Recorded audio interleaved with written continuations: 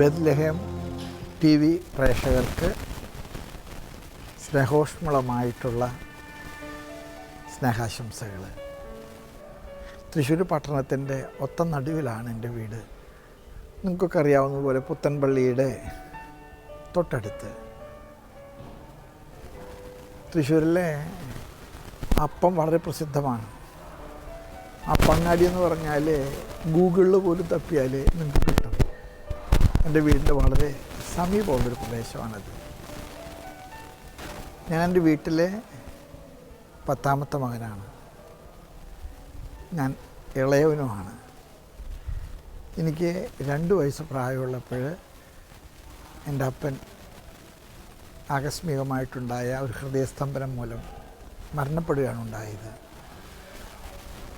എനിക്ക് 2 വയസ്സ്, എൻ്റെ മൂത്ത ജ്യേഷ്ഠന് 20 വയസ്സ്. 1.5 വയസ്സിൻ്റെ ഗ്യാപ്പിലാണ് ഞങ്ങൾ 10 മക്കൾ. കുഞ്ഞായിരിക്കുമ്പോൾ 2 പേര് മരിച്ചു പോയിട്ടുണ്ട്. ഒരു വിധത്തിൽ എൻ്റെ അമ്മ ഞങ്ങളെയൊക്കെ വളർത്തി കൊണ്ടുവരാനായിട്ട് സഹിച്ച കഷ്ടപ്പാടുകൾ, ഏറ്റെടുത്ത സംഘർഷങ്ങൾ, അതേക്കുറിച്ചൊക്കെ ഓർക്കുമ്പോൾ എൻ്റെ മനസ്സിലെപ്പോഴും അമ്മയോട് വളരെ അടുപ്പവും അഭിമാനവും തോന്നിയിട്ടുണ്ട്.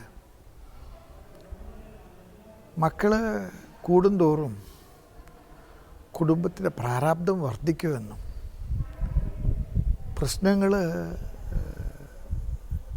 ഒരുപാട് നേരിടേണ്ടി വരുമെന്നൊക്കെയുള്ള ചിന്ത പ്രബലപ്പെടുന്നൊരു കാലഘട്ടത്തിലാണ് നമ്മളിപ്പോൾ ജീവിക്കുന്നത്. നമ്മുടെ കുടുംബങ്ങളിലെ ഏറിയാൽ 1, 2, കണക്ക് തെറ്റിയ 3, അതിനപ്പുറത്തേക്ക് നമ്മളാരും സ്വപ്നം കാണുന്നില്ല. ഒരുപക്ഷെ എൻ്റെ മനസ്സിൽ ദൈവം മനുഷ്യന് നൽകിയിട്ടുള്ള ഏറ്റവും വലിയ സർഗശേഷി എന്ന് പറയുന്നത് സൃഷ്ടികർമ്മത്തിൽ പങ്കാളിയാകാനുള്ള കൂട്ടുത്തരവാദിത്വമാണ്.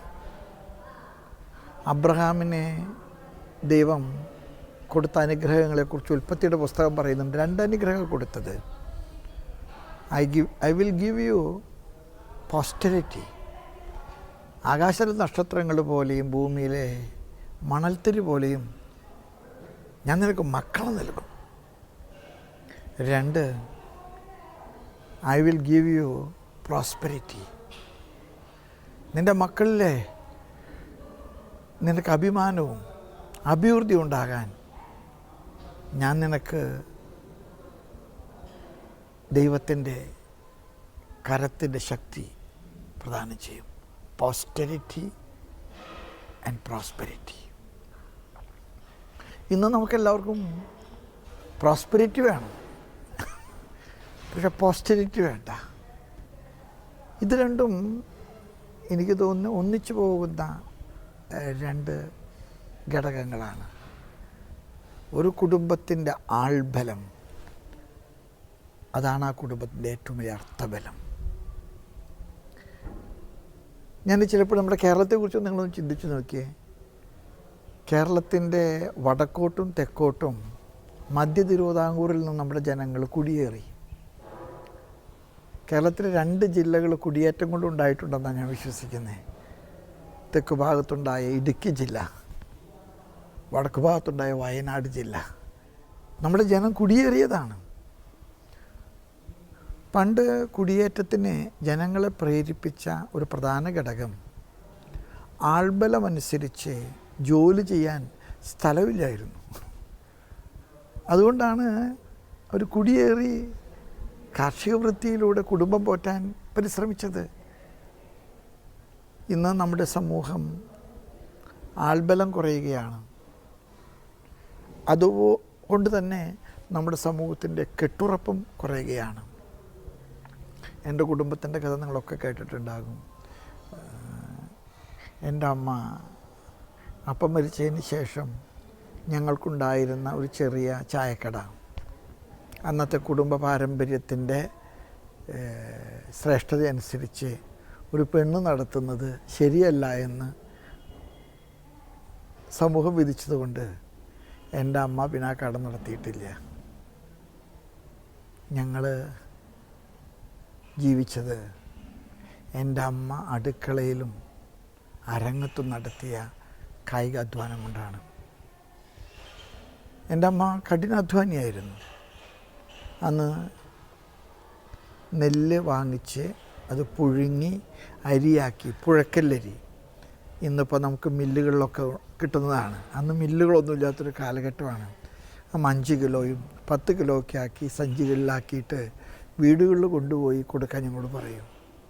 ആ കിട്ടുന്ന വരുമാനം കൊണ്ടാണ് എൻ്റെ അമ്മ ഞങ്ങളുടെ കുടുംബം പൊറ്റി വളർത്തിയത്. അതുകൊണ്ട് തന്നെ കൊച്ചു ചെറുപ്പം തുടങ്ങി ഞങ്ങൾ ഒരു പട്ടാളം പോലെയായിരുന്നു. സ്കൂളിലേക്ക് പോകുന്നതിന് മുമ്പ് നെല്ല് ഉണക്കാൻ റോട്ടിലിടണം. സ്കൂൾ വിട്ട് ഉച്ചയ്ക്ക് ഭക്ഷണത്തിന് വന്നു കഴിഞ്ഞാൽ മഴക്കാറുണ്ടെങ്കിൽ മഴ ഈ നെല്ലിനെ ദോഷകരമായിട്ട് ബാധിക്കാതിരിക്കാൻ ചാക്കിൽ കെട്ടിക്കയറ്റുക, തലച്ചുമടായിട്ട് ഇത് മില്ല് കൊണ്ടുപോയിട്ട് ചേറ്റിക്കൊണ്ടുവരിക. ഒരുപാട് അധ്വാനം ഉണ്ടായിരുന്നു. പക്ഷെ ഞങ്ങളാരും തന്നെ പഠനത്തിൽ മോശമായിരുന്നില്ല. ഒരു ട്യൂഷനും ഉണ്ടായിരുന്നു ഞങ്ങൾക്ക്. ഞാൻ ഒറ്റ ക്ലാസ്സിൽ തോറ്റിട്ടില്ല.